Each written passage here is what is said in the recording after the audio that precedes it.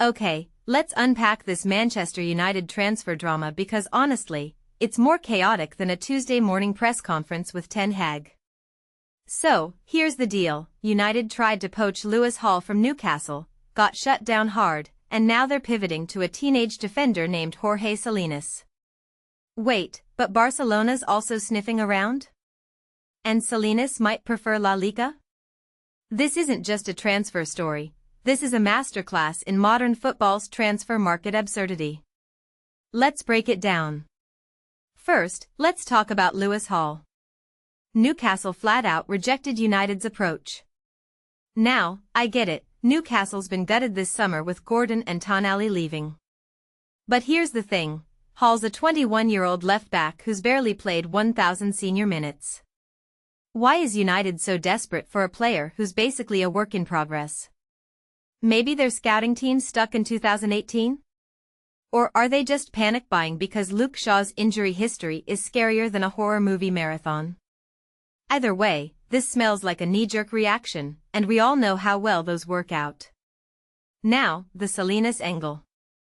A 19-year-old with a €16 million release clause? That's not a transfer fee, that's a ransom. But here's what fascinates me, United's supposedly ready to pay it. Why? Because they've seen his U19 performances? Come on, we're talking about a kid who plays for Racing Santander, a club stuck in Spain's third tier.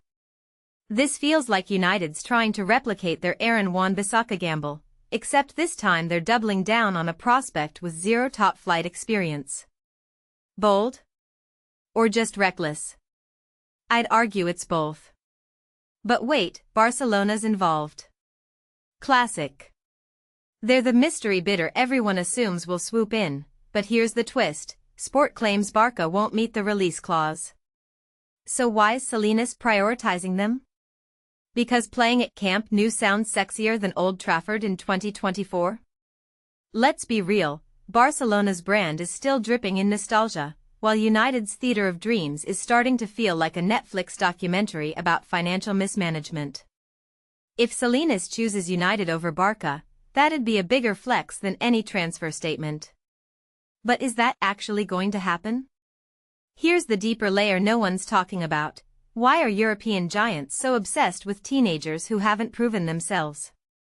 Salinas has 3 years left at Racing, so even if United pay €16 million now, they're basically buying a lottery ticket with a 30% chance of becoming a starter.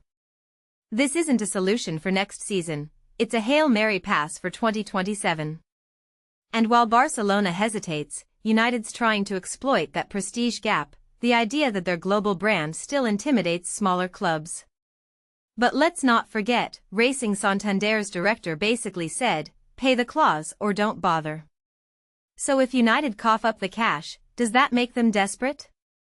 Or just savvy exploiters of Barcelona's financial chaos? My hot take? United's transfer strategy right now is like a reality TV show, dramatic, unpredictable, and probably unsustainable. Chasing a left-back after getting rejected for another? That's not a plan, that's improvisation.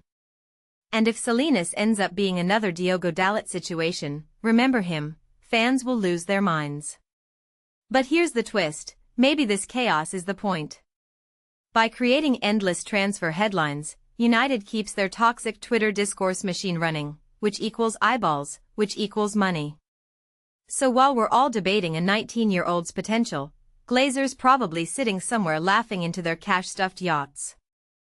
Final thought, what does this say about modern football? We're watching clubs gamble millions on teenagers because they're either too impatient to develop talent or too scared to outbid each other for established stars. And Salinas? He's just a kid stuck in the middle of a financial chess game where he's both the player and the pawn. So here's my question to you, is this the future of transfers? Bidding wars for under-20s while mid-20s proven players rot at mid-table clubs? Let me know in the comments because I'm equal parts fascinated and horrified.